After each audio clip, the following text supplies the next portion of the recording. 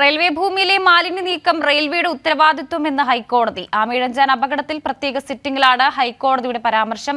വിവരങ്ങളുമായി സാലി മുഹമ്മദ് ചേരുന്നുണ്ട്. സാലി, നോക്കൂ, ഈ ആരെയും കുറ്റപ്പെടുത്താനുള്ള സമയമല്ല ഇതെന്നടക്കമുള്ള കാര്യങ്ങൾ ഈ ഡിവിഷൻ ബെഞ്ച് പറഞ്ഞിട്ടുണ്ട്. മറ്റെന്തൊക്കെയാണ് കോടതിയുടെ പരാമർശങ്ങൾ? പ്രത്യേക സാഹചര്യത്തിൽ ഇങ്ങനെ ഒരു പ്രത്യേക സിറ്റിംഗ് നടത്തുകയായിരുന്നു ഡിവിഷൻ ബെഞ്ച് എന്ന് പറയാം. കാരണം ഈ ബ്രഹ്മപുരവുമായി ബന്ധപ്പെട്ട് മാലിന്യ പ്രശ്നവുമായി ബന്ധപ്പെട്ട ചില കേസുകൾ ഹൈക്കോടതിയിൽ മുമ്പുണ്ടായിരുന്നു. ആ കേസ് പരിഗണിച്ചുകൊണ്ടിരുന്ന ജസ്റ്റിസ് ബെച്ചു കുര്യൻ തോമസിന്റെയും ജസ്റ്റിസ് പി ഗോപിനാഥിന്റെയും നേതൃത്വത്തിലുള്ള ഒരു പ്രത്യേക ഡിവിഷൻ ബെഞ്ചായിരുന്നു. ആ ഡിവിഷൻ ബെഞ്ച് ഇന്നത്തെ സാഹചര്യത്തിൽ ഇന്ന് വൈകിട്ട് 4 മണിക്ക് പ്രത്യേക സിറ്റിംഗ് നടത്തിയത്. പ്രത്യേക സിറ്റിംഗ് നടത്തിയാണ് വിഷയം പരിഗണിച്ചത് എന്നൊരു പ്രാധാന്യമുണ്ട്. അതിൽ ഏറ്റവും പ്രധാനപ്പെട്ടത് ഈ വിഷയം മുമ്പിൽ വന്നപ്പോൾ തന്നെ റെയിൽവേ എടുത്തൊരു സമീപനം, ഇത് റെയിൽവേയുടെ ഭൂമിയിലല്ല എന്നുള്ളതാണ്. റെയിൽവേയുടെ ഉത്തരവാദിത്വത്തിൽ നിന്ന് ഉണ്ടാകുന്ന ഒരു സംഭവമല്ല ഇത്. കാരണം ഇത് മാലിന്യ സംസ്കരണം എന്ന് പറയുന്നത് നഗരസഭയുടെ ഉത്തരവാദിത്വമാണ് എന്നൊരു നിലപാടാണ് റെയിൽവേയുടെ അഭിഭാഷകൻ സ്വീകരിച്ചത്. അപ്പോൾ കോടതി പറഞ്ഞു, പഴിചേരുന്നത് കേൾക്കാനല്ല ഞങ്ങൾ ഇവിടെ വന്നിരിക്കുന്നത്, പരസ്പരം പഴിചേരാനുള്ള സമയവുമല്ല ഇത് എന്ന് കോടതി കർക്കശമായ നിലപാട് സ്വീകരിച്ചു.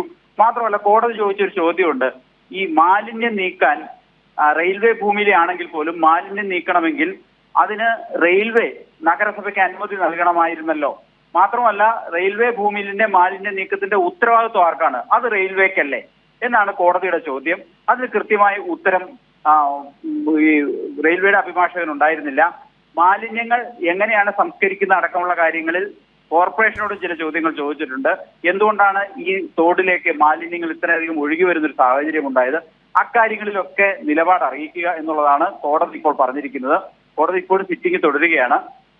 റെയിൽവേയും തിരുവനന്തപുരം കോർപ്പറേഷനും ഇക്കാര്യത്തിൽ ചില വിവരങ്ങൾ നൽകേണ്ടതുണ്ട്.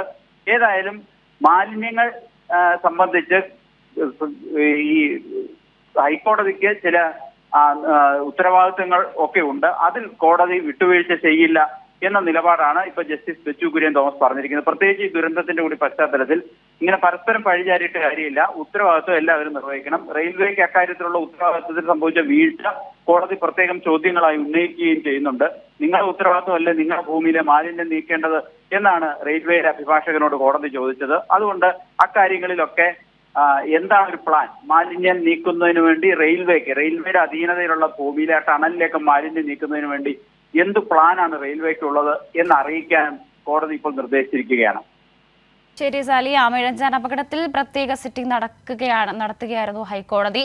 നിലവിൽ റെയിൽവേയോടക്കം വളരെ വലിയ രീതിയിലുള്ള ചോദ്യങ്ങളാണ് ഉന്നയിച്ചിരിക്കുന്നത്. പരസ്പരം പഴിചാരാൻ സമയമില്ല. മാത്രവുമല്ല, മാലിന്യം നീക്കണമെങ്കിൽ ഇത്തരത്തിൽ റെയിൽവേ നഗരസഭയ്ക്ക് അനുമതി നൽകണമായിരുന്നല്ലോ എന്നതടക്കമുള്ള ചോദ്യങ്ങളാണ് ഹൈക്കോടതി ചോദിച്ചിരിക്കുന്നത്.